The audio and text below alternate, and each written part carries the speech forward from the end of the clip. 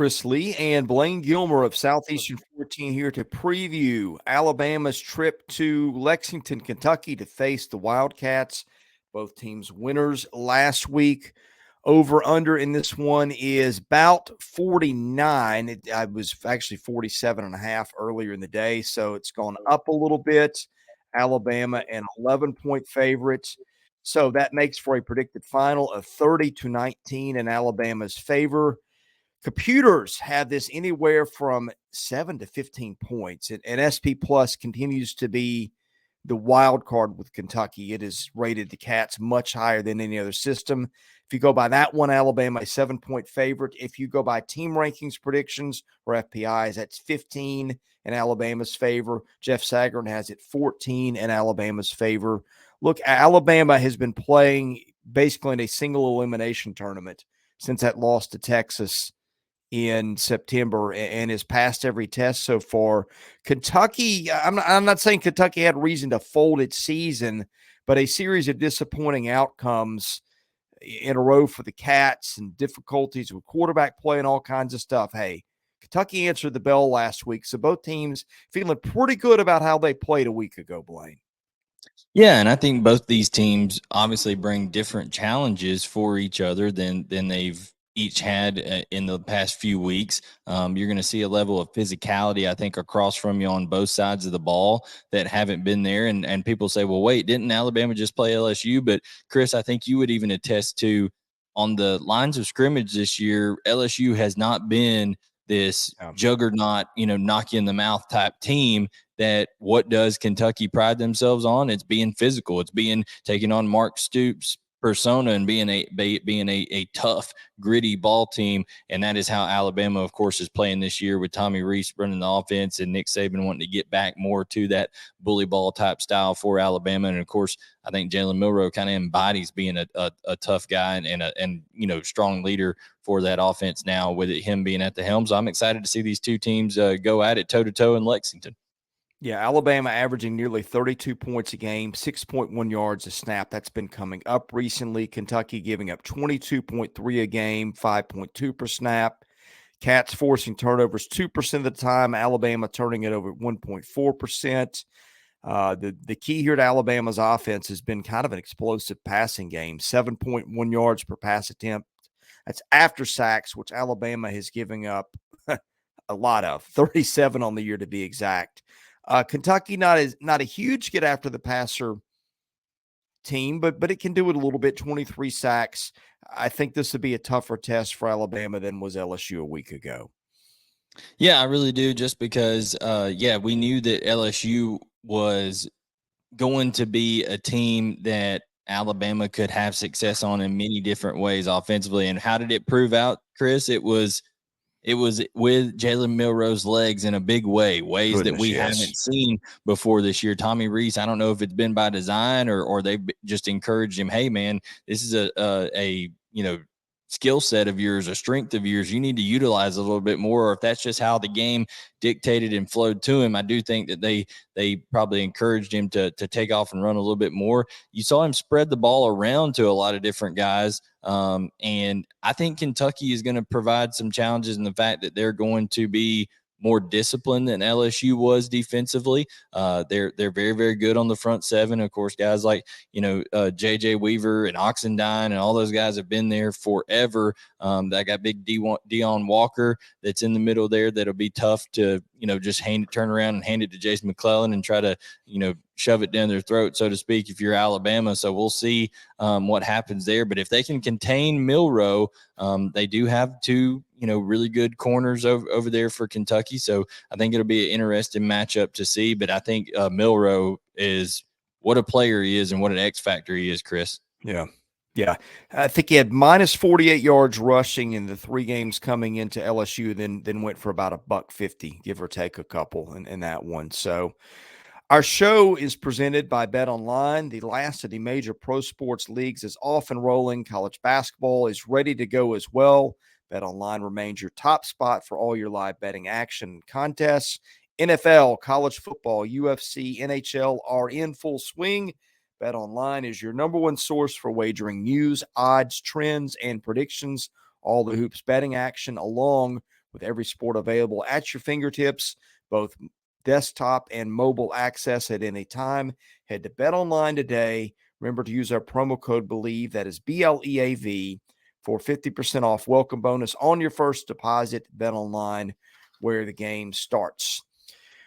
When Kentucky has the football, the Cats looked really good throwing against Tennessee 2 weeks ago. Ray Davis has been their bell cow all year. Numbers have started to taper off a little bit recently, but I think the flash that you had in the passing game a couple of weeks ago with those weapons was encouraging if you're Kentucky. Now, the bad news is Alabama's secondary is as talented as anybody's in the country with Caleb Downs, Kool-Aid McKinstry, Terrion Arnold, that bunch.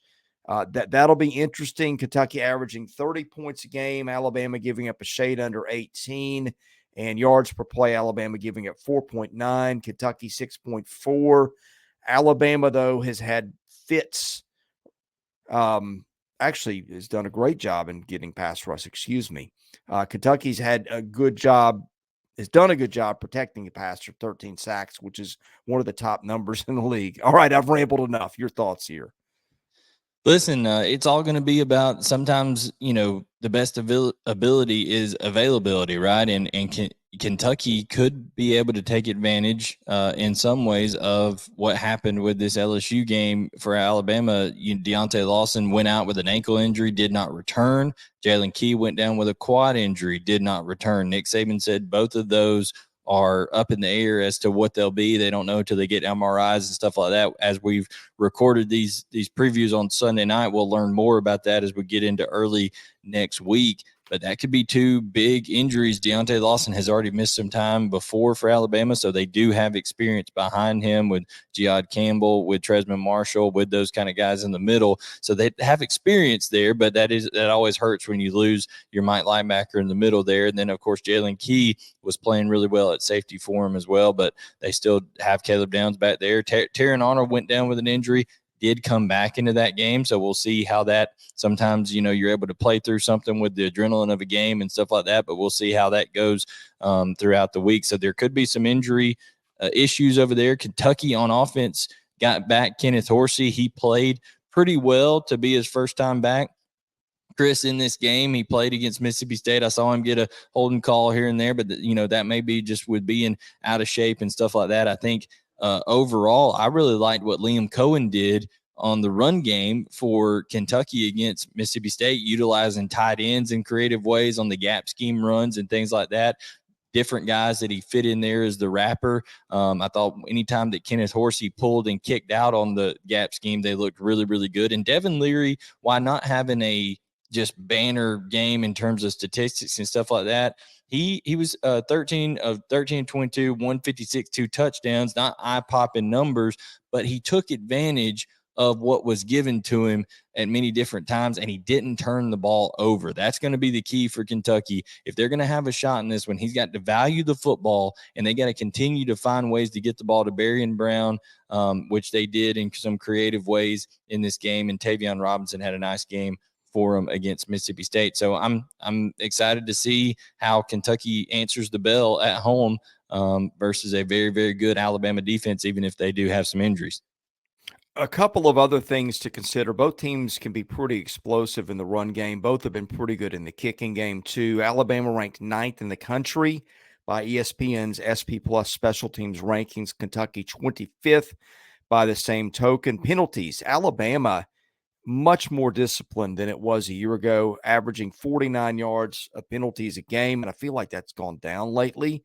Kentucky giving up 61 yards of penalties a game, not a good number. And has really had some trouble at times, especially with offensive penalties. So that's something to watch. Look, I'm not trying to knock Kentucky or Mark Stoops here, Blaine, because I got a lot of respect for what they've done. He's been a tremendous hire for them.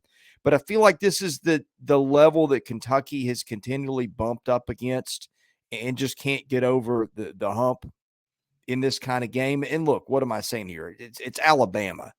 You can count on about one hand the number of teams that have gotten over the hump in a game against Alabama since Nick Saban's been there. It just doesn't happen for anybody. But Alabama's been playing for its life all season, and this is a game that it's responded well in this kind of situation. And I'd feel like an idiot to take anything other than Alabama in this one, even though it is in Lexington. So who knows? Yeah, I do think that Alabama, I'll just come right off the bat. I think Alabama will win this football game, but I do think there are some things going for Kentucky here in a total, just opposite style that you're having to play from 1 week to the next. So that's an adjustment for Alabama, going from, 4 and 5 wide, mobile quarterback, running attack, to now, okay, it's going to be pound you with the run game, make you be disciplined and fit in gaps. Try to get some of those crossing routes and those quick screens in the perimeter to Robinson and to Barry Brown, end arounds, all that kind of stuff. It's going to be just a totally different style, and it's an early kick, 12 noon kick, and sometimes those things just get crazy, especially for the visiting team being out of your routine and all that kind of stuff. But I do think Alabama is the superior talented team.